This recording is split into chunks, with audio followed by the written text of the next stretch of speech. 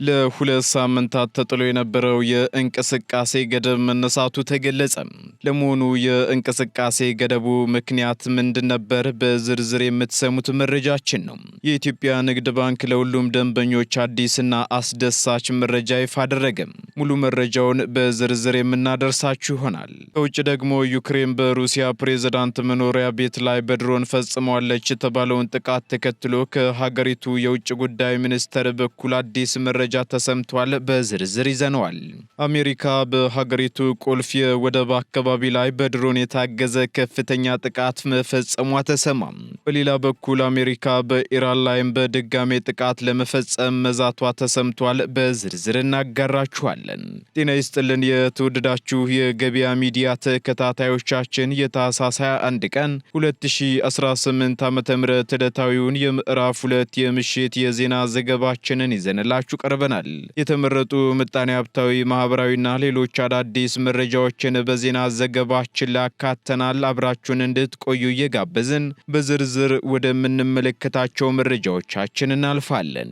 የገና ስጦታ ከዲኤምሲ ሪል ስቴት የህልሞን ቤት በ10 በመቶ ቅድመ ክፍያ ብቻ። እንኳን ለገና በዓል በሰላም አደረሳችሁ። ዲኤምሲ ሪል ስቴት ውብና ነፋሻማ በሆነችው ለቡ መብራት ዘመናዊ የመኖሪያ መንደር እንዲሁም የንግድ ሱቆችን ይዞላችሁ ቀርበዋል። ከስቱዲዮ እስከ ባለ 4 መኝታ። የሚገርመው ደግሞ 30 በመቶ ልዩ ቅናሽና 60 በመቶ የባንክ ብድር የተመቻቸላቸው የመኖሪያ መንደራችን በውስጡ 5 የመዋኛ ገንዳዎች፣ ጂምና ስፓ፣ የልጆች መጫወቻ ስፍራ፣ በቂ የከርሰ ምድር ውሃ፣ 24 ሰዓት ዝግጁ የሆነ ጄኔሬተር፣ 4 የሰውና 1 የዕቃ ማጓጓዣ ሊፍት እንዲሁም የኤሌክትሪክ መኪና ቻርጅ ማድረጊያ ያለው ግዙፍ መንደር ነው። ልብ ይበሉ፣ በአጭር ጊዜ የዋጋ ጭማሪ ስለሚደረግ ፈጥነው ተጠቃሚነቶን ያረጋግጡ። ለበለጠ መረጃ በ0910 40 30 00 አሊያም ደግሞ በ0913 73 99 83 ላይ ይደውሉ። ዲኤምሲ ሪል ስቴት፣ ደስታዎ እዚህ ይጀምራል።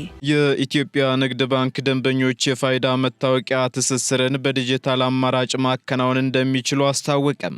የኢትዮጵያ ንግድ ባንክ የብሔራዊ ባንክን መመሪያ ተከትሎ ደንበኞች የባንክ አገልግሎት ሳያቋርጡ እንዲቀጥሉ የፋይዳ ዲጂታል መታወቂያቸውን ከባንክ ሂሳባቸው ጋር እንዲያስተሳስሩ እያደረገ መሆኑን አስታውቋል። ባንኩ ይህንን አሰራር ለማቀላጠፍም ደንበኞች ባሉበት ሆነው በድረገጽ አማካኝነት መረጃቸውን ማረጋገጥ የሚችሉበትን አዲስ የዲጂታል መድረክም ይፋ አድርጓል። የኢትዮጵያ ብሔራዊ ባንክ ዳር 25 ቀን 2018 ዓ.ም ባወጣው መመሪያ መሰረት ማንኛውም ደንበኛም ሂሳብ ለማንቀሳቀስና የባንክ አገልግሎቶችን ለማግኘት የብሔራዊ ዲጂታል መታወቂያ ማቅረብ ግዴታው መሆኑ ይታወሳል። በዚህም መሰረት ባንኩ ደንበኞች ቀላል ሂደቶችን በመከተል ትስስሩን በኦንላይን ማከናወን እንደሚችሉ ገልጿል።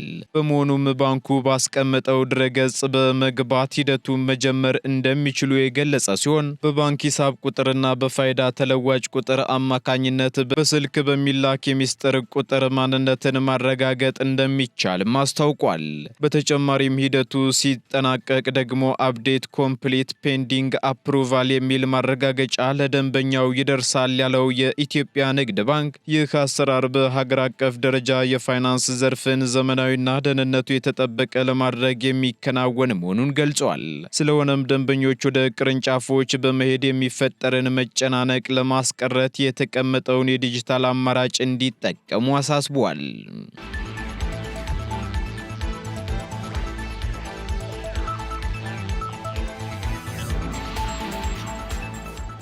ለሁለት ሳምንታት ተጥሎ የነበረው የእንቅስቃሴ ገደብ መነሳቱ ተገለጸ።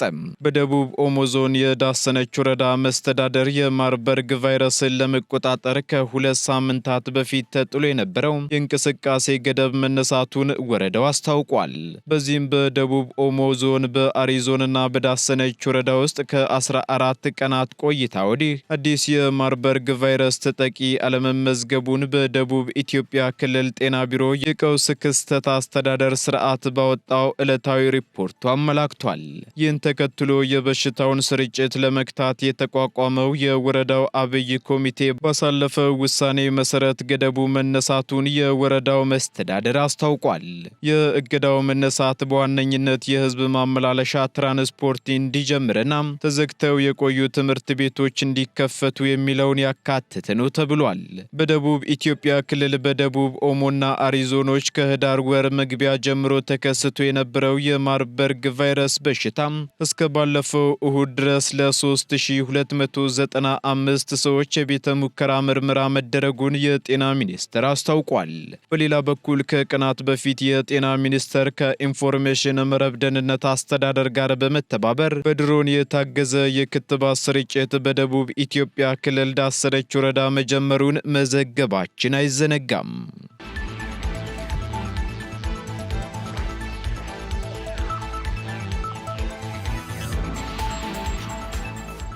በታላቁ የኢትዮጵያ ህዳሴ ግድብ ዙሪያ ማልማት ለሚፈልጉ ባለሀብቶች የብድርና የመሬት አቅርቦት ይመቻቻል ተባለ።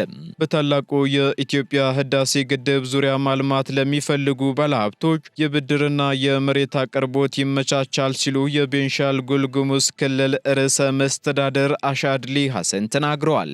የህዳሴ ግድብ መጠናቀቅን ተከትሎ አካባቢውን የቱሪስት ማዕከል ለማድረግ የተቀናጀ ሀገራዊ እቅድ ተዘጋጅቷል ያሉት የክልሉ ርዕሰ መስተዳድር ክልሉ ለአልሚዎች መሬት እንደሚያቀርብም ተናግረዋል። ርዕሰ መስተዳድሩ አክለውም ከግድቡ ግንባታ ጋር ተያይዞ በርካታ የልማት ጥያቄዎች ሲቀርቡ መቆየታቸውን ጠቁመው አሁን ላይ ደግሞ እነዚህ ጥያቄዎች ቁጥራቸው መጨመራቸውንም አንስተዋል። በመሆኑም ክልሉ በታላቁ የኢትዮጵያ ህዳሴ ግድብ ላይ የተፈጠረው ሐይቅ አካባቢ በሪዞርት የጀልባ ላይ ትራንስፖርት፣ የአሳ ልማትና በሌሎችም መሰማራት ለሚፈልጉ አልሚዎች መሬት እንደሚያቀርብም አረጋግጠዋል። በዚህም ከመሬቱ በተጨማሪ ብድርና ሌሎችም ድጋፎች ይደረጋሉ ያሉት ርዕሰ መስተዳድሩ ክልሉ በተፈጥሮ የታደለ በመሆኑ ደግሞ በሌሎችም ዘርፎች ባለሀብቶች እንዲሰማሩ ጥሪ አቅርበዋል።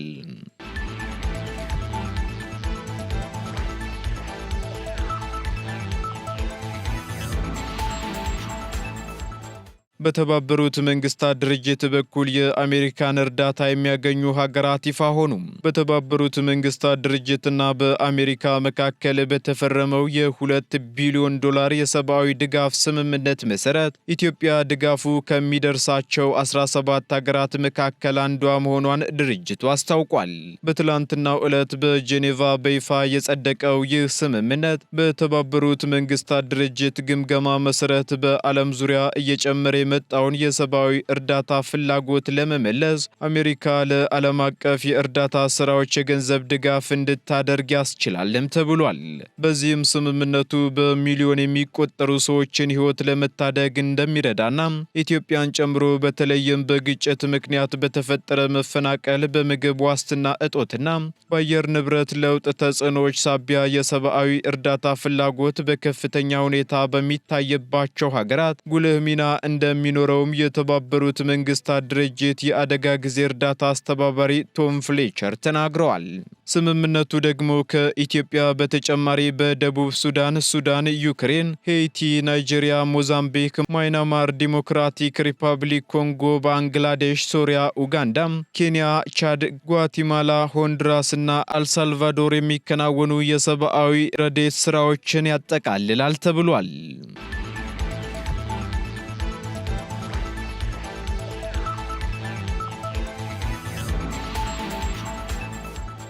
ዩክሬን በሩሲያው ፕሬዝዳንት መኖሪያ ቤት ላይ በድሮን ፈጽመዋለች ለተባለው ጥቃት ዲፕሎማሲያዊ ምላሽ እንድትሰጥ ተጠየቀች። ዩክሬን በሩሲያው ፕሬዝዳንት ቭላድሚር ፑቲን መኖሪያ ቤት ላይ በድሮን ፈጽመዋለች ለተባለው ጥቃት የሚሰጠው ምላሽ ዲፕሎማሲያዊ እንደሚሆን የሩሲያው የውጭ ጉዳይ ሚኒስትር አስታውቋል። በዚህም የሩሲያው የውጭ ጉዳይ ሚኒስትሩ ሰርጌይ ላቭሮቭ ኬቭ የሩሲያን ፕሬዝዳንት ኢላማ አድርጋለች ሲሉም ተደምጠዋል። ከአንድ ቀን በፊት በነበረው ምሽትም በኖቭጎሮቭ በሚገኘው የፕሬዝዳንት ፑቲን መኖሪያ ቤት ላይ 91 የረጅም ርቀት ተተኳሽ ድሮኖችን በመጠቀም ጥቃት መፈጸሟን ገልጸዋል። በተጨማሪም በወቅቱ የተሰነዘሩት ሁሉም ድሮኖች ንብረትም ሆነ ሰው ላይ ምንም አይነት ጉዳት ሳያደርሱ ማክሸፍ መቻሉን ተናግረዋል። በሌላ በኩል ሞስኮ አሜሪካ ባቀረበችው የሰላም እቅድ ላይ ውይይት ላይ መሆኗን የጠቀሱት ሚኒስትሩ አሁን ላይ ከዩክሬን ኃላፊነት የጎደለው ድርጊት አንጻር ሩሲያ ነገሮችን ትገመግማለች ሲሉም ጠንከር ያለ አስተያየት ሰጥተዋል። ይህንን ተከትሎ ሩሲያም ለእያንዳንዱ የዩክሬን ድርጊት የማያዳግም አጸፋዊ እርምጃ እንደምትወስድም የሩሲያው የውጭ ጉዳይ ሚኒስትር አስጠንቅቀዋል። የሚኒስትሩ ቃል አቀባይ ማሪያ ዛካሮቫ በበኩላቸው የዩክሬናውያን ተስፋ እንዳይለመልም ምላሹ ዲፕሎማሲያዊ ሊሆን አይገባም ሲሉ አጽንኦት ሰጥተዋል። የተሞከረው ጥቃትም የማይታሰብ ነው ያሉት ዛካሮቫ ሩሲያ በቅርቡ የሰላም እቅዶች ላይ ከዋሽንግተን ጋር እየተወያየች ባለችበት ወቅት የተፈጸመው ጥቃት ደም አፋሳሽ የአጭበርባሪ አሸባሪ ድርጊትና የሚደረገውን የሰላም ጥረት የሚያደናቀፍ እንዲሁም ለሂደቱ እውቅና ያልሰጠ ነው ሲሉም ጠንካራ ትችት ሰንዝረዋል። በተጨማሪም የዩክሬኑ ፕሬዝዳንት ቮሎዲሚር ዘለንስኪ በበኩላቸው ጉዳዩን በተመለከተ ምላሽ የሰጡ ሲሆን በምላሻቸውም ዩክሬን ጥቃት አልፈጸመችም ብለዋል።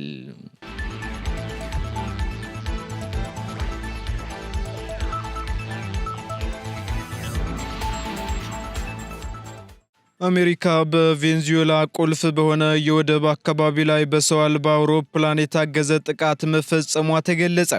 ይህ ድንገተኛ የዩናይትድ ስቴትስ እርምጃ በዋሽንግተንና በካራካስ መካከል ለረጅም ጊዜ ቆየውን የፖለቲካና የወታደራዊ ፍጥጫ ወደ አዲስ ምዕራፍ ያሸጋገረ ክስተት ሆኗል እየተባለ ይገኛል። ጥቃቱ የተፈጸመው ስትራቴጂካዊ ጠቀሜታ ባለው የቬንዙዌላ ወደብ ላይ ሲሆን የአሜሪካ መከላከያ ሚኒስቴር ወይም ፔንታገን ጥቃቱን ማረጋገጡ ተሰምቷል። ድርጊቱ የተፈጸመው ከሀገሪቱ ብሔራዊ ደህንነትና ቀጠናዊ ስጋቶች ጋር በተያያዘም እንደሆነ ቢገለጽም የጥቃቱ ዝርዝር ዓላማና በደረሰው ጉዳት ዙሪያ እስካሁን ሰፊ መረጃ አልተሰጠም። የቬንዙዌላ መንግስት በበኩሉ ድርጊቱን የሉዓላዊነት ጥሰትና ቀጥተኛ ወረራ ሲል የኮነነ ሲሆን ለደረሰው ጥቃት የአጸፋ እርምጃ እንደሚወስድም አስታውቋል። በሌላ በኩል ኢራን የባላስቲክና የኒውክለር ጦር መሳሪያዎች ግንባታ መርሃ ግብሮቿን መልሳ የምትጀምር ከሆነም የሚፈጸምባትን ሌላ ዙር ከባድ ጥቃት አሜሪካ እንደምትደግፍ ፕሬዝዳንት ትራምፕ ተናግረዋል። ፕሬዝዳንቱ ከእስራኤል ጠቅላይ ሚኒስትር ጋር ለጋዜጠኞች በሰጡት መግለጫ ላይ ኢራን የኒውክለር ጦር መሳሪያዎችን ለመገንባት ከዚህ ቀደም ኢላማ ከተደረጉት ውጪ ሌሎች ቦታዎችን እየተጠቀመች መሆኗ ከተደረሰበት አሜሪካ ተጨማሪ ጥቃት እንደምትፈጽምም ገልጸዋል። በሌላ በኩል ፕሬዝዳንት ዶናልድ ትራምፕ ለሰነዘሩት ዛቻ የኢራን ጠቅላይ መሪ ከፍተኛ የፖለቲካ አማካሪ አሊ ኻሜኒ በበኩላቸው በኤክስ ገጻቸው ላይ በሰጡት ምላሽ በኢራን ላይ የሚሰነዘር የትኛውንም አይነት ጸባጫሪ ጥቃት ፈጣንና የከፋ ምላሽ ይሰጣል ሲሉ አስጠንቅቀዋል።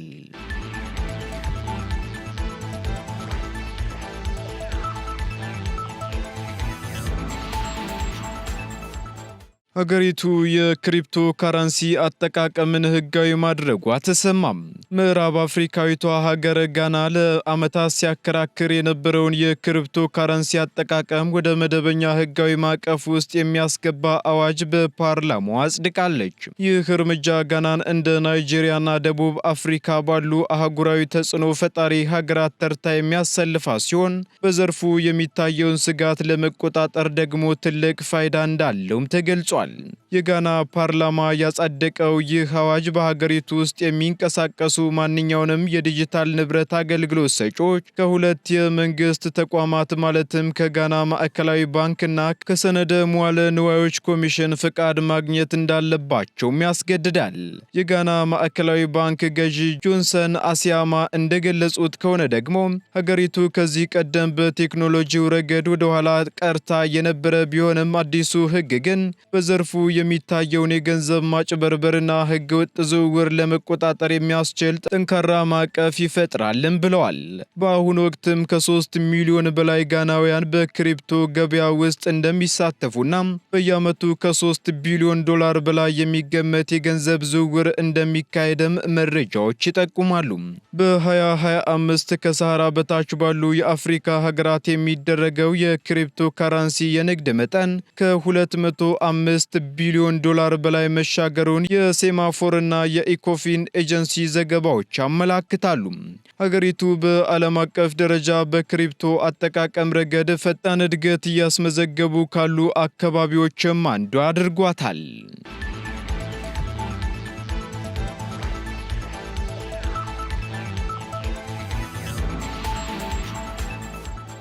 የተወደዳችሁ የገበያ ሚዲያ ተከታታዮቻችን ለምዕራፍ 2 ያዝንላችሁ ኢኮኖሚያዊና ማህበራዊ መረጃዎቻችን እነዚህን ይመስሉ ነበር።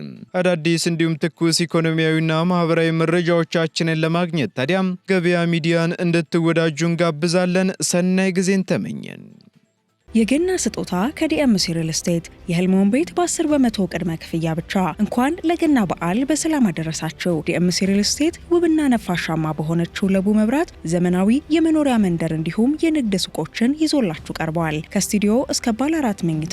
የሚገርመው ደግሞ 30 በመቶ ልዩ ቅናሽና 60 በመቶ የባንክ ብድር የተመቻቸላቸው የመኖሪያ መንደራችን በውስጡ 5 የመዋኛ ገንዳዎች፣ ጂምና ስፓ፣ የልጆች መጫወቻ ስፍራ፣ በቂ ከርሰ ምድር ውሃ፣ 24 ሰዓት ዝግጁ የሆነ ጀነሬተር፣ 4 የሰውና 1 የዕቃ ማጓጓዣ ሊፍት እንዲሁም የኤሌክትሪክ መኪና ቻርጅ ማድረጊያ ያለው ግዙፍ መንደር ነው። ልብ ይበሉ፣ በአጭር ጊዜ የዋጋ ጭማሪ ስለሚደረግ ፈጥነው ተጠቃሚነቶን ያረጋግጡ። ለበለጠ መረጃ በ0910 40 30 00 አሊያም ደግሞ በ0913 73 99 83 ላይ ይደውሉ። ዲኤምሲ ሪል ስቴት፣ ደስታዎ እዚህ ይጀምራል።